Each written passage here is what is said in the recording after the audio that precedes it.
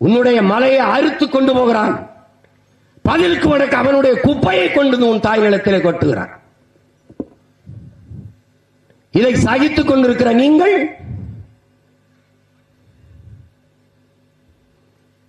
அதே மேற்கு தொடர்ச்சி மலை, இந்தியாவில் எத்தனை மலைகள், அங்கெல்லாம் நடக்காத நீற்றின் ஆய்வு தேனியில என்னுடைய மேற்கு தொடர்ச்சி மலையிலே நடக்க காரணம் என்ன? அவர்களே சொல்லுகிறார்கள், 50,000 டன் எடையுள்ள வெடிமருந்தை வைத்து நாங்கள் தகர்ப்போம், அதை கொடைவோம் மலையை. 50,000 டன் என்று சொன்னால் லட்சம் டன், 1.5 லட்சம் டன் கூட இருக்கலாம். அந்த வெடிமருந்துகளை வச்சு தகர்க்கிற போது ஏற்படாத வனவிலங்குகளுக்கு பாதிப்பு, அவர்கள் வாழ்க்கைக்கு அச்சுறுத்தல், அவர்கள் வாழ்விடங்களுக்கான பிரச்சனை. நாங்கள் வெறும் புள்ளையும் புண்டையும் மேய்ந்து விட்டு வாழ்வதில் ஏற்பட்டுவிடும் என்பதை எப்படி ஏற்கிறீர்கள்? எப்படி ஏற்கிறீர்கள்?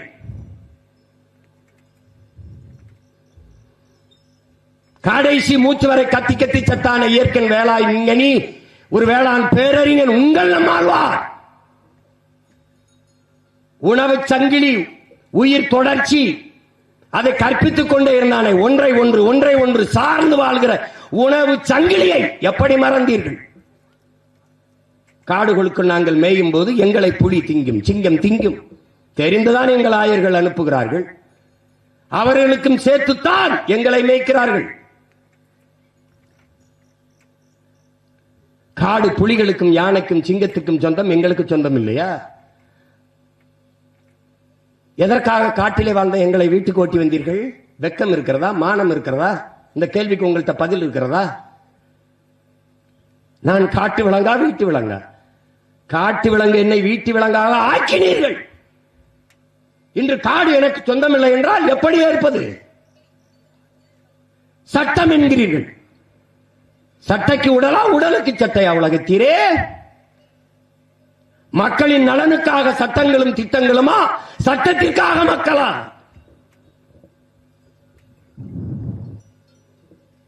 இதை குறிப்பாக அறிவார்ந்த தமிழ் சமூக மக்கள் நீங்கள் இதை ஏற்கிறீர்களா? ஏற்கிறீர்களா?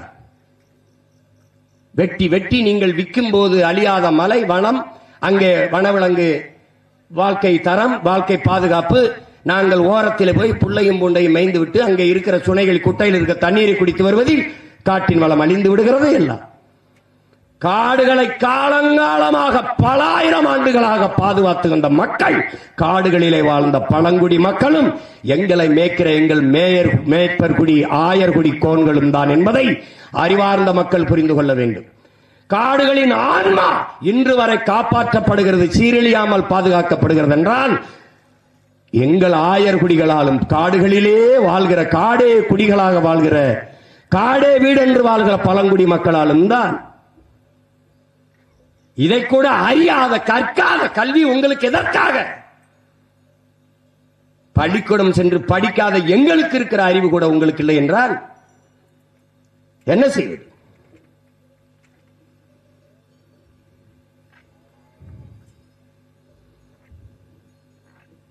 அற்ப உயிர் என்று கருதுவது, எங்களை கேவலமாக பேசுவது. பள்ளிக்கூடத்தில் ஒரு மாணவனுக்கு படிப்பு சரியாக வரவில்லை என்றால் ஆசிரியர் பெருமக்கள் நன்றாக சொல்லிக் கொடுங்கள். அதற்குத்தானே ஊதியம், அதுதானே உங்கள் பணி. ஒரு முறை பதியவில்லை என்றால் திரும்ப மறுமுறை சொல்லிக் கொடுங்கள். மறுமுறை என்றால் 3வது முறை, 4வது முறை சிறப்பு பயிற்சி வைத்து கூட கற்றுக் கொடுங்கள். அதை விட்டுவிட்டு ஆடு மாடு மேய்க்கத்தான் லாயக்கு என்றால் ஆடு மாடு மேய்ப்பது அவ்வளவு இழிவு அவமானம் ஆகிவிட்டதா? ஆடும் மாடும் மேய்ப்பது அவமானம் அல்ல, வெகுமானம், வருமானம் என்பதை உணராத வரை உன் நாடு பொருளாதாரத்தில் வளராது, ஒரு மயிரையும் புடுங்காது. என்ன புரிதல் இருக்கிற உங்களுக்கு? அவ்வளவு அவமானம். ஆனால் வாரம் ஞாயிற்றுக்கிழமை ஆனால் கறிக்கடையில போய் நின்று 1/2 கிலோ கறி கொடுங்கள், எலும்பில்லாத நல்ல கறியாக கொடுங்கள், நெஞ்செலும்பு கறியாக கொடுங்கள். அதை எந்த நாக்கு கேட்கிறது? எங்கிருந்து வரும்? ஆடு மாடும் எங்கள் ஆயர்குடி மேய்க்கவில்லை என்றால் கறிப்பால் எங்கிருந்து வரும்? எங்கிருந்து வரும்? ஆடு மாடு மேய்க்க சொல்கிறார்கள். ஆடு மாடு அவ்வளவு அவமானமா? முல்லை நில தலைவன், ஆயர்குல தலைவன், முல்லை நில இறைவன் மாயோன் திருமாலும் பெருமாளும் கண்ணனும். கண்ணன் மேய்த்தது ஆடு மாடுகள் எங்களை. கண்ணன் இறைவன், கண்ணன் பரமாத்மா கண்ணன் மேய்த்திருக்கிறார் எங்களை.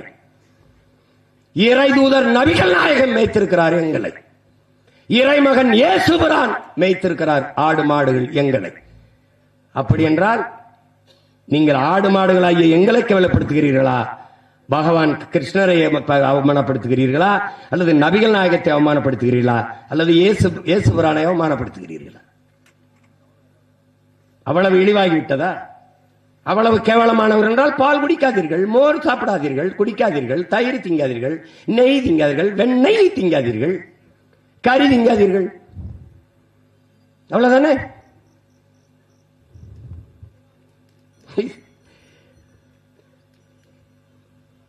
இது ஒரு சிந்தனை, இழி சிந்தனை.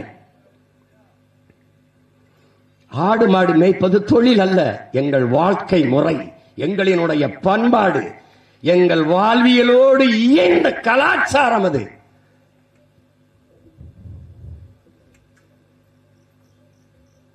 அதை இளைய தலைமுறை பிள்ளைகள் புரிந்து கொள்ள வேண்டும்.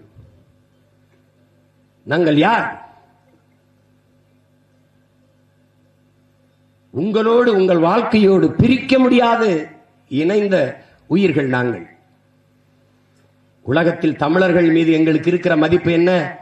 எத்தனையோ இனங்கள் உலகிலே பண்டிகை வைத்து கொண்டாடுகிறார்கள். அறுவடைக்கென்று திருநாள் வைத்தவன் உலகத்திலே தமிழன் தான்.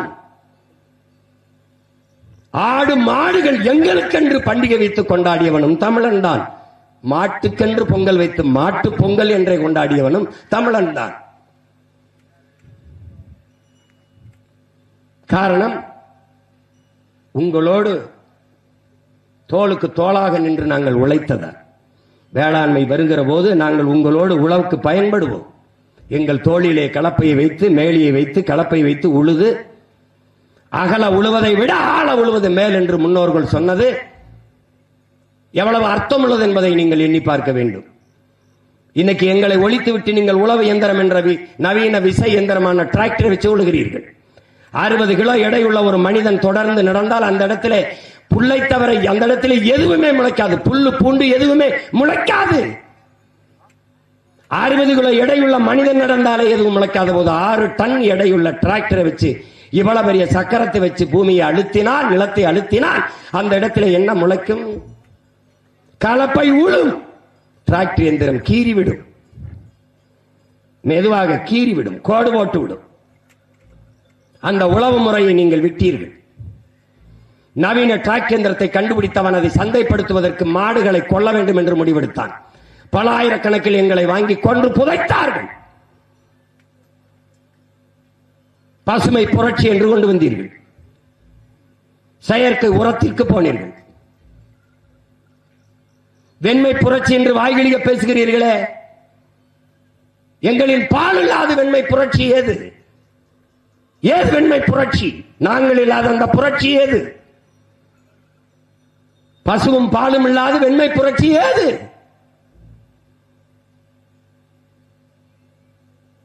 உங்களோடு நாங்கள் உழுதோம்,